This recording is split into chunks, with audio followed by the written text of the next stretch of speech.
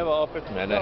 Ovaj puta se nalazim točno ispred Madison Square Gardena gdje je ulaz u glavnu salu, odnosno u dvoranu.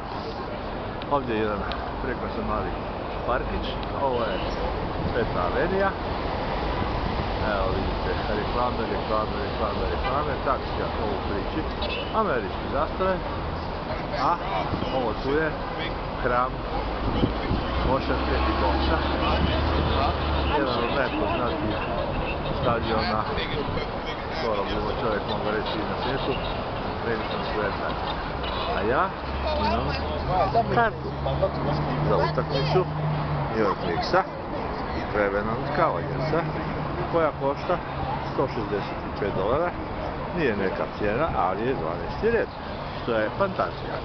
Eto, to je uglavnom ono što sam htio pokazati. A ja sam tu isto kartu od Knicksima i idemo loviti. Zeka i ja, to je posljednje koji se održava jedan od 100 godina, a hvala Bogu ja ću to izdržati. Hvala lijepa, doviđenja.